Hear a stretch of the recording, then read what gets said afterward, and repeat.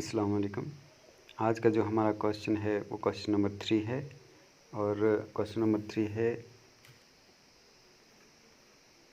Explain land use pattern in India and why has the land under forest not increased much since 1960 to 61। तो इस question में हमें ये बताना है कि इंडिया में जो लैंड का यूज़ है वो किस तरह से होता है और साथ में ये भी बताना है कि इंडिया में जो फॉरेस्ट हैं वो 1960 से 61 के बाद इंक्रीज़ नहीं हुए, इसकी वजह क्या है। तो सबसे पहले हम देखेंगे कि लैंड का किस तरह से यूज़ होता है।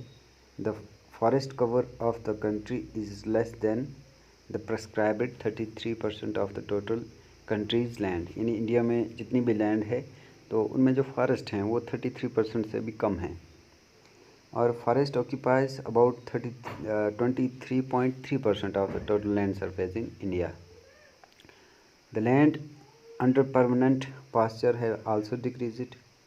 The total net sown area of the India is 45.5 of the total land in the country. The net sown area differs from state to state. तो अब हम इसको देखेंगे कि जो इंडिया में लैंड है, टोटल लैंड, उसमें जो फॉरेस्ट हैं वो 33% से भी कम हैं और फॉरेस्ट ऑक्यूपाई करते हैं 23.3% जो total surface area of India है। और उसके बाद जो परमानेंट पास्चर्स हैं वो इंडिया में डिक्रीज़ हुए हैं, कम हो गए हैं। और उसके बाद द टोटल नेट साउन एरिया, यहाँ पर ग्रोथ होती है क्रॉप्स की, वो है 45.5% of the total land. The net साउन एरिया डिफर्स। अब नेट साउन एरिया जो है वो स्टेट टू स्टेट डिफरेंट है, यानी पंजाब और हरियाणा में जो नेट साउन एरिया है वो मोर देन 80% है और इसी तरह से it is less than 10% in Arunachal Pradesh, Mizoram, Manipur and Andaman and Nicobar islands. तो हर स्टेट में जो नेट साउन एरिया है वो अलग अलग है, यानी एक स्टेट में ज़्यादा हो सकता है और दूसरी में कम हो सकता है। और उसके बाद 3.3% of total land is used for grazing while the remaining lands are fallow and waste land.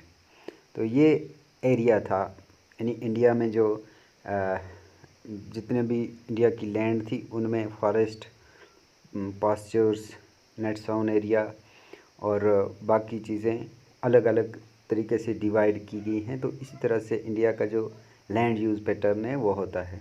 उसके बाद हम इस चीज़ को एक ग्राफ में भी देख सकते हैं कि किस तरह से इंडिया में लैंड का यूज़ होता है। तो यहाँ पर पहले वाला ग्राफ है जो 1960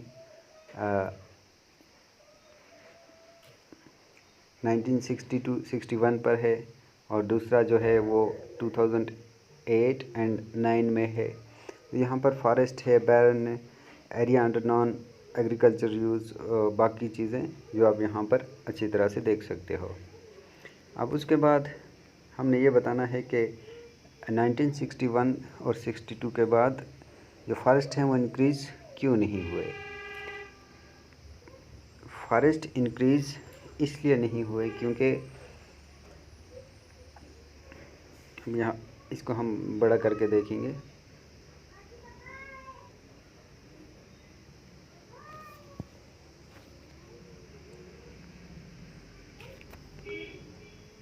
तो चलो इसको देखते हैं। The land under forest has not increased much because the expansion of agriculture lands, यानी एक तो एग्रीकल्चर लैंड्स को एक्सपेंड किया गया, ज़्यादा किया गया।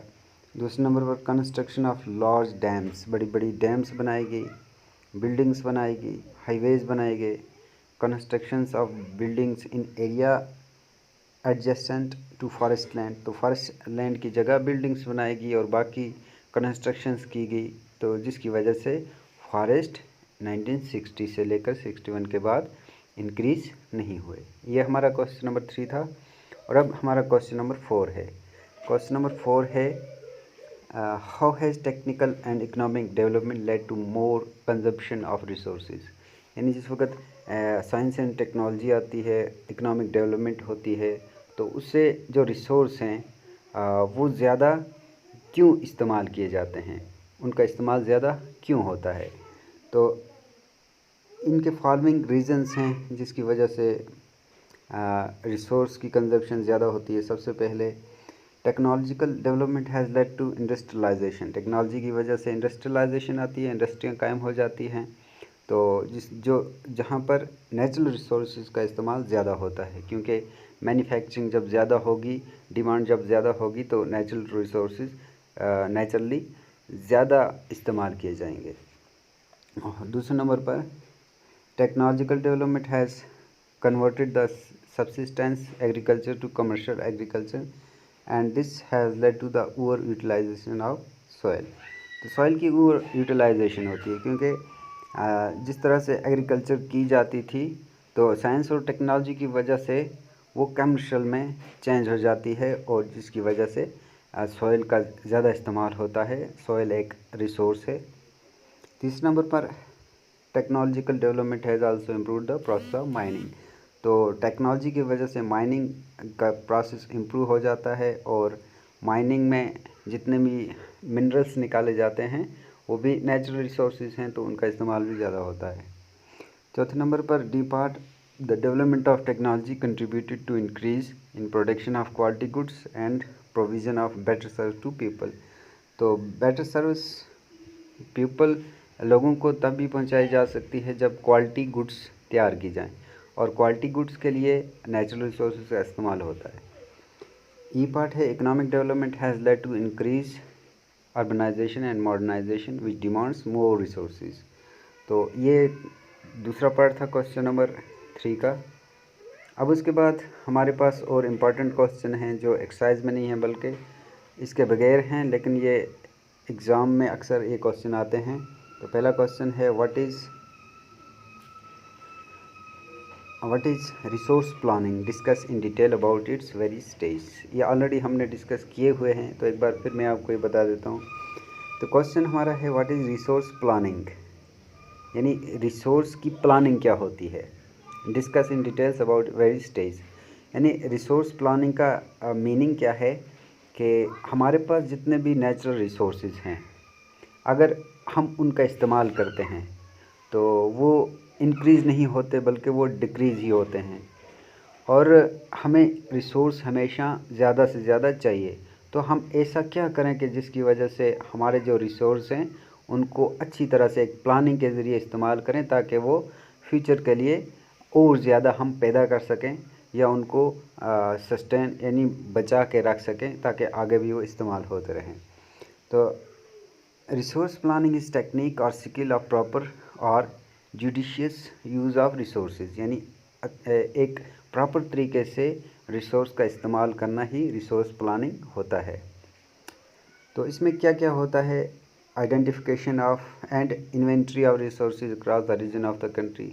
This involves surveying, mapping, qualitative and quantitative estimation and measurement of resources, यानी हर तरीके से रिसोर्सेज का हमें ख्याल रखना है, हमें सर्वे करना है, हमें मैपिंग करनी है, हमें रिसोर्स की क्वालिटी का ध्यान रखना है, क्वांटिटी का ध्यान रखना है, और फिर जाकर उनका इस्तेमाल करना है। दूसरे नंबर पर evolving a planning structure endowed with appropriate technology, skill and institutional setup of implementing resource development plans, और matching the resource development plans with overall national development plans. Economic development and national depends on the richness development and the proper management of resources. Resource development and planning reduce wastage, keeps the environment pollution free and take care of future needs। तो already हमने ये discuss किए हुए हैं, तो एक बार फिर मैंने आपको थोड़ा सा इसके बारे में बता दिया। तो उसके बाद जो एक और इम्पॉर्टेंट क्वेश्चन है, why is there a need for resource planning. तो रिसोर्स प्लानिंग की नीड क्यों होती है, क्योंकि बहुत सारे रिसोर्स जो हैं वो लिमिटेड हैं, इसलिए प्लानिंग की ज़रूरत है।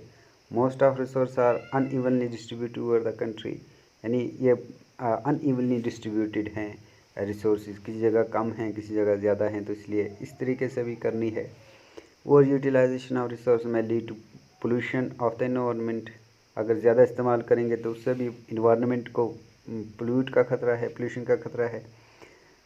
There is a need to plan human resource because only then we would be able to develop our natural resource। तो ये इम्पॉर्टेंट क्वेश्चन था उसके बगैर, आपके एक्सरसाइज के बगैर। और उसके बाद डिस्टिंग्विश बिटवीन खादर एंड भांगर, ये सॉइल है, तो ये क्वेश्चन भी इम्पॉर्टेंट है। आपको डिफ्रेंशिएट करना है दोनों सॉइल में, दोनों तरह की मिट्टी में, यानी खादर एक किस्म की मिट्टी है और भांगर भी एक किस्म की मिट्टी है। यहाँ पर न्यू और ओल्ड भी लिखा है, तो आप इसको भी इस तरह से समझ सकते हो। तो यहाँ पर इनकी डिफरेंस क्या है? Khadar is soil found in low area of valley, यानी वैलीज़ के लो एरियाज यानी बॉटम में पाई जाती है, जहाँ पर साल में फ्लड्स आते रहते हैं। और जो भांगर है ये हायर रीच में पाई जाती है, about 30 metre above the flood level. और दूसरे नंबर पर सॉइल जो खादर है, this soils are finer in texture, यानी इनमें ज़्यादा रफनेस नहीं होती है, ये फर्टाइल होती है। और ये जो भांगर जो है इनमें ज़्यादा टेक्सचर होता है, रफनेस होती है। उसके बाद khadar soil are more fertile as these are found in the low area of the bottom of the valley which are flooded almost every year. यहाँ पर फ्लड्स आते हैं और नई मिट्टी आती है, तो ये फर्टाइल होगी। और तीसरे नंबर पर जो भांगर है, these soils are less fertile as these are found on the high reach about 30 metre above the sea level. तो ये डिफरेंस था खादर और भांगर का। और उसके बाद रेड सॉइल और लेटराइट सॉइल क्या है?